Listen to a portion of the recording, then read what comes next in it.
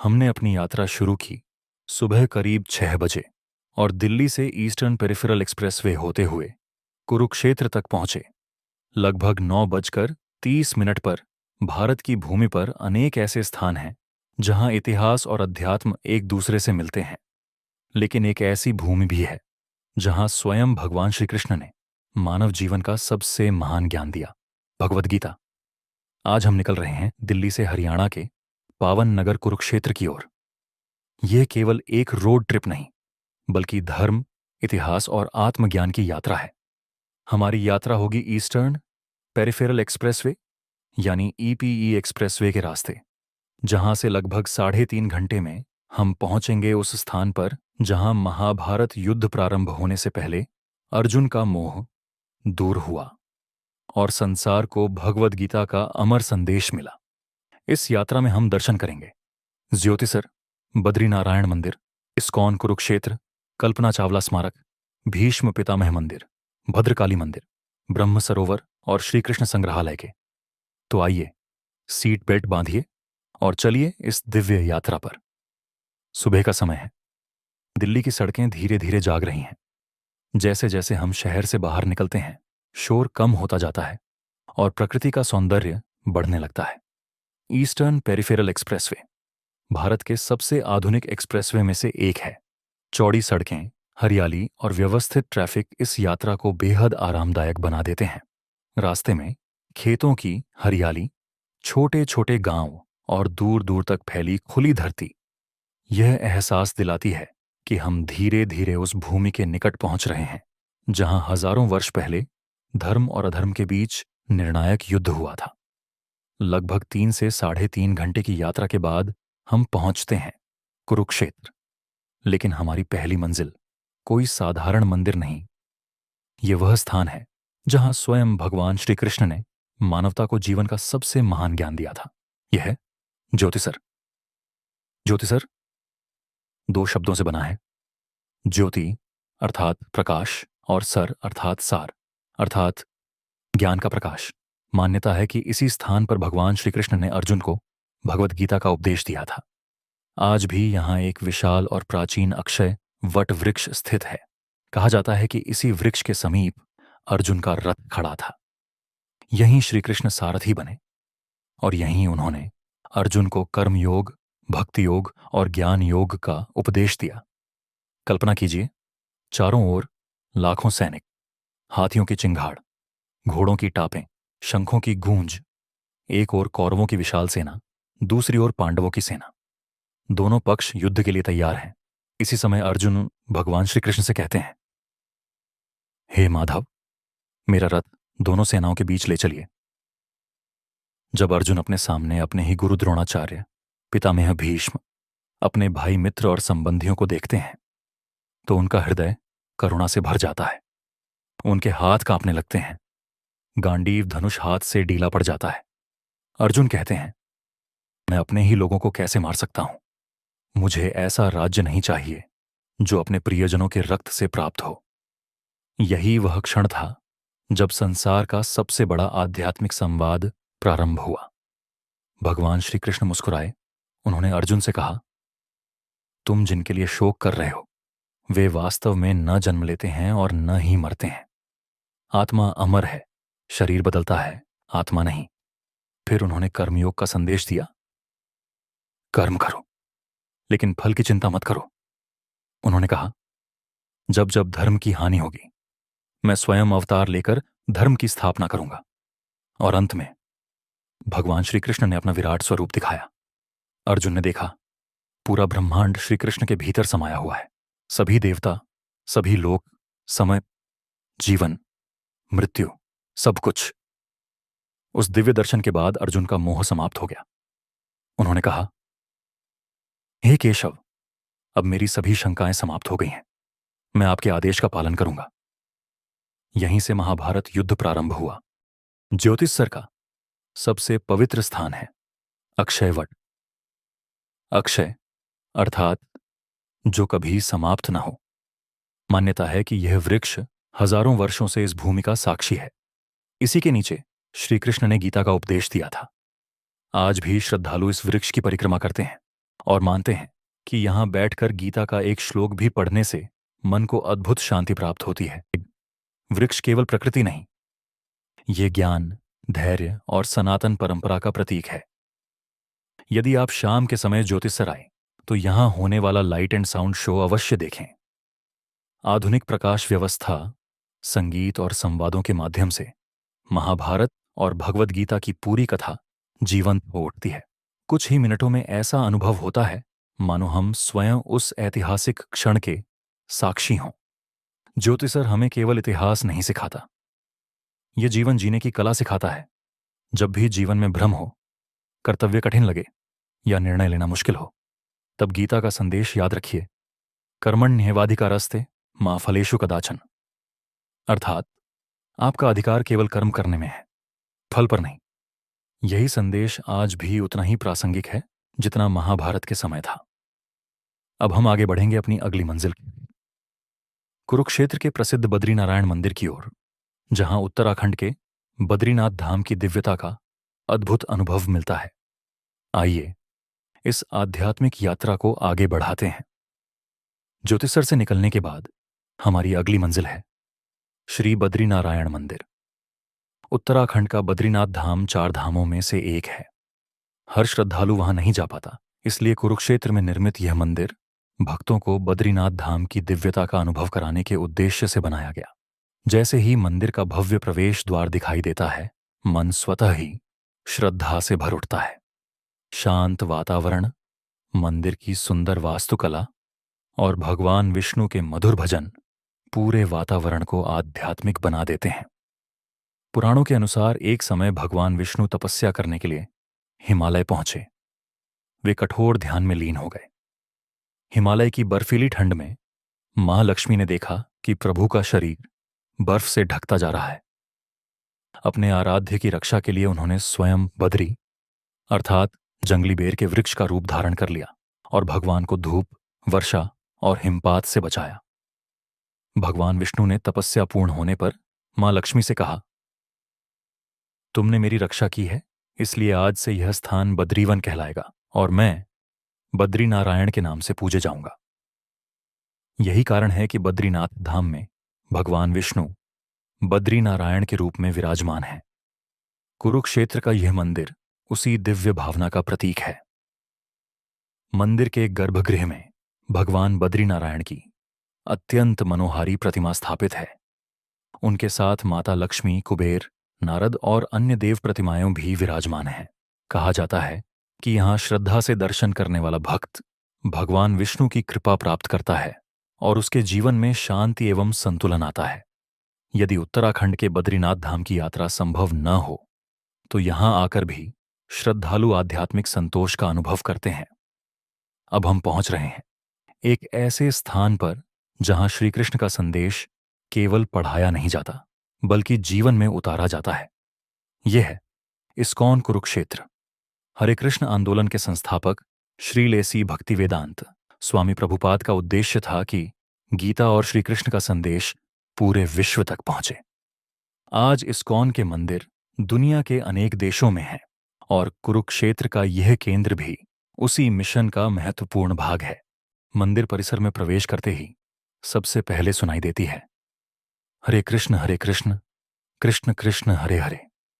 मृदंग की मधुर धुन, करताल की ताल और भक्तों का सामूहिक कीर्तन ऐसा अनुभव कराता है मानो समय थम गया हो। यहां केवल पूजा नहीं होती बल्कि भगवद गीता की नियमित कक्षाएं, संस्कार शिक्षा, गौ सेवा, प्रसाद वितरण और आध्यात्मिक जीवन शैली का अभ्यास भी कराया जाता है।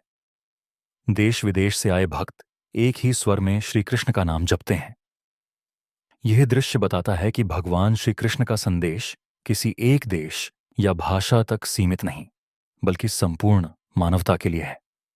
इस्कॉन हमें याद दिलाता है कि श्री कृष्ण ने केवल अर्जुन को उपदेश नहीं दिया था बल्कि हर उस व्यक्ति को मार्ग दिखाया जो जीवन में भ्रमित है। जब मन अशांत हो तब नाम स्मरण, सत्संग और गीता का अध्ययन जीवन को नई दिशा दे सकता है। यही कारण है कि लाखों लोग आज भी श्री कृष्ण की शिक्षाओं को अपने जीवन का आधार मानते हैं। अब हम चलते हैं एक ऐसी बेटी की स्मृति में बने स्थान की ओर जिसने केवल भारत ही नहीं बल्कि पूरी दुनिया को यह विश्वास दिलाया कि सपनों की कोई सीमा नहीं होती। यह है कल्पना चावला। 17 मार्च 1962 को हरियाणा के करनाल में जन्मी कल्पना चावला बचपन से ही आकाश में उड़ते विमानों को देखा करती थी। लोग कहते थे कि यह सपना बहुत बड़ा है, लेकिन उन्होंने कभी हार नहीं मानी। उन्होंने एरोनॉटिकल इंजीनियरिंग की पढ़ाई की, आगे की शिक्षा के लिए अमेरिका गईं और कठिन परिश्रम के बाद नासा की अंतरिक्ष यात्री बनी। 1997 में उन्होंने पहली बार अंतरिक्ष की यात्रा की। यह केवल उनकी सफलता नहीं थी, बल्कि हर भारतीय के लिए गर्व का क्षण था। साल 2003 में स्पेस शटल कोलंबिया मिशन से लौटते समय एक दुखद दुर्घटना हुई। पृथ्वी के वायुमंडल में प्रवेश करते समय यान विखंडित हो गया और कल्पना चावला सहित सभी 7 अंतरिक्ष यात्रियों ने अपने प्राण न्यौछावर कर दिए। लेकिन महान लोग केवल अपने जीवन से नहीं, अपने विचारों से अमर होते हैं। कल्पना चावला का एक प्रसिद्ध संदेश था, the path from dreams to success does exist. May you have the vision to find it, the courage to get onto it, and the perseverance to follow it. अर्थात सपनों से सफलता तक पहुंचने का रास्ता अवश्य होता है, उसे पहचानने की दृष्टि, उस पर चलने का साहस और अंत तक बने रहने का धैर्य होना चाहिए। आज उनका जीवन हर विद्यार्थी, हर युवा और हर उस व्यक्ति के लिए प्रेरणा है जो अपने सपनों को सच करना चाहता है।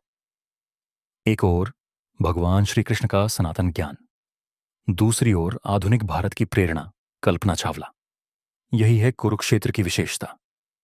यहां आध्यात्मिकता और प्रेरणा साथ साथ चलती है। अब हमारी यात्रा आगे बढ़ेगी उन स्थानों की ओर जहां महाभारत की अमिट स्मृतियां आज भी जीवित हैं। कुरुक्षेत्र की भूमि केवल भगवान श्री कृष्ण और गीता की ही नहीं, बल्कि त्याग, धर्म और अद्वितीय प्रतिज्ञाओं की भी साक्षी रही है। आज हम पहुंच रहे हैं उन स्थानों पर जहां महाभारत के सबसे महान योद्धाओं में से एक भीष्म पितामह की स्मृतियां जीवित हैं। हम पहुंच चुके हैं नरकातारी गांव के पास स्थित भीष्म पितामह मंदिर। मान्यता है कि महाभारत युद्ध के 10वें दिन जब अर्जुन ने शिखंडी को आगे रखकर भीष्म पर बाण चलाए, तब उनका पूरा शरीर बाणों से ढक गया। वे धरती पर नहीं गिरे, बल्कि बाणों की शैया पर टिक गए। इसलिए इसे शरशैया कहा जाता है। भीष्म को उनके पिता राजा शांतनु ने यह वरदान दिया था कि वे अपनी इच्छा से ही मृत्यु को स्वीकार करेंगे। इसलिए वे कई दिनों तक बाणों की शैया पर लेटे रहे और उत्तरायण आने की प्रतीक्षा करते रहे। इसी दौरान युधिष्ठिर सहित पांडव उनसे राजधर्म, न्याय, नीति और जीवन के गूढ़ सिद्धांत सीखने आते थे। महाभारत के शांति पर्व और अनुशासन पर्व में भीष्म द्वारा दिए गए अनेक उपदेश वर्णित हैं। आज मंदिर परिसर में भीष्म पितामह की शरशैया का प्रतीकात्मक दर्शन कराया जाता है। यह स्थान हमें याद दिलाता है कि शक्ति तभी महान है जब उसके साथ धर्म और कर्तव्य का पालन भी हो। शरशैया पर लेटे भीष्म पितामह को तीव्र प्यास लगी। उन्होंने अर्जुन से जल मांगा। अर्जुन ने अपना गांडीव उठाया और पृथ्वी में एक बाण मारा। उसी क्षण धरती से जल की धारा फूट पड़ी और भीष्म पितामह ने अपनी प्यास बुझाई। इस स्थान को आज बाण गंगा के नाम से जाना जाता है। श्रद्धालु मानते हैं कि यह जल केवल प्यास बुझाने का नहीं, बल्कि श्रद्धा और धर्म की विजय का प्रतीक है। आज भी लोग यहां आकर जल अर्पित करते हैं और भीष्म पितामह के त्याग को नमन करते हैं। भीष्म पितामह का जीवन हमें कई शिक्षाएं देता है। प्रतिज्ञा निभाने का साहस, कर्तव्य के प्रति समर्पण और कठिन परिस्थितियों में भी धर्म का साथ न छोड़ना। लेकिन उनकी कहानी यह भी सिखाती है कि केवल प्रतिज्ञा ही पर्याप्त नहीं, सही समय पर धर्म के पक्ष में खड़ा होना भी उतना ही आवश्यक है। अब हम पहुंच रहे हैं कुरुक्षेत्र के सबसे प्राचीन और पूजनीय मंदिरों में से एक, अमा भद्रकाली शक्तिपीठ। यह स्थान शक्ति, आस्था और महाभारत तीनों को एक साथ जोड़ता है। पुराणों के अनुसार जब माता सती ने अपने पिता दक्ष के यज्ञ में अपमान सहकर योगाग्नि में अपने प्राण त्याग दिए, तब भगवान शिव उनका शरीर लेकर पूरे ब्रह्मांड में विचरण करने लगे। सृष्टि का संतुलन बनाए रखने के लिए भगवान विष्णु ने अपने सुदर्शन चक्र से माता सती के शरीर के अनेक भाग किए जहां जहां वे अंग गिरे वहां शक्तिपीठों की स्थापना हुई। मान्यता है कि कुरुक्षेत्र के इस स्थान पर माता का दाहिना टखना गुल्फ गिरा था, इसलिए इसे 51 शक्तिपीठों में विशेष स्थान प्राप्त है। महाभारत से जुड़ी एक और प्रसिद्ध मान्यता यह है कि युद्ध प्रारंभ होने से पहले पांडवों ने इसी स्थान पर मां भद्रकाली की पूजा की और विजय का आशीर्वाद प्राप्त किया। कहा जाता है कि युद्ध में विजय के बाद पांडव पुनः यहां आए और अपने रथों के घोड़े मां को समर्पित किए। यही कारण है कि आज भी अनेक श्रद्धालु यहां चांदी या मिट्टी के घोड़े चढ़ाते हैं। मंदिर में मां भद्रकाली का तेजस्वी स्वरूप भक्तों को शक्ति, साहस और विश्वास का संदेश देता है। अब हमारी यात्रा पहुंचती है कुरुक्षेत्र की आत्मा, ब्रह्म सरोवर। यदि आपने कुरुक्षेत्र देखा और ब्रह्म सरोवर नहीं देखा तो मानो यात्रा अधूरी रह गई। मान्यता है कि सृष्टि की रचना से पूर्व ब्रह्मा जी ने इसी स्थान पर यज्ञ किया और यहीं से सृष्टि की रचना का कार्य प्रारंभ हुआ। इसी कारण इसका नाम पड़ा ब्रह्म सरोवर। यह विशाल जलाशय केवल एक सरोवर नहीं बल्कि हजारों वर्षों की आस्था का केंद्र है। सूर्योदय के समय जब पहली किरणें जल पर पड़ती हैं तो पूरा सरोवर स्वर्णिम दिखाई देता है।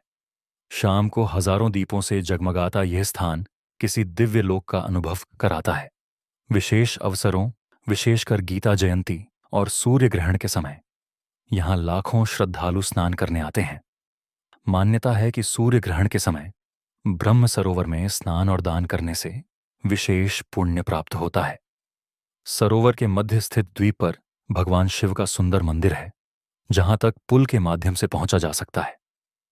चारों ओर बनी परिक्रमा, श्रद्धालुओं की भक्ति, मंदिरों की घंटियाएं और जल में प्रतिबिंबित दीपक, ये सब मिलकर ऐसा वातावरण बनाते हैं जिसे शब्दों में पूरी तरह व्यक्त करना कठिन है।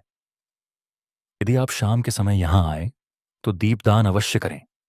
एक छोटा सा दीपक जलाकर जल में प्रवाहित करना केवल एक परंपरा नहीं बल्कि एक प्रार्थना है, अंधकार से प्रकाश की ओर, अज्ञान से ज्ञान की ओर और स्वयं से ईश्वर की ओर बढ़ने की। जब हजारों दीप एक साथ जलते हैं तो ऐसा प्रतीत होता है मानो पूरा ब्रह्म सरोवर स्वयं प्रकाश बन गया हो। आज हमने देखा त्याग के प्रतीक भीष्म पितामह, शक्ति की अधिष्ठात्री मां भद्रकाली और सृष्टि की स्मृति संजोए ब्रह्म सरोवर। अब इस यात्रा का अंतिम पड़ाव होगा श्री कृष्ण संग्रहालय, जहां श्री कृष्ण के जीवन, महाभारत और भारतीय संस्कृति को आधुनिक शैली में प्रस्तुत किया गया है। हमारी कुरुक्षेत्र यात्रा अब अपने अंतिम पड़ाव पर पहुंच चुकी है, लेकिन यह अंत नहीं बल्कि एक नई शुरुआत है। स्वागत है श्री कृष्ण संग्रहालय में। कुरुक्षेत्र का श्री कृष्ण संग्रहालय केवल एक म्यूजियम नहीं बल्कि भारतीय संस्कृति, दर्शन और इतिहास का जीवंत दस्तावेज है।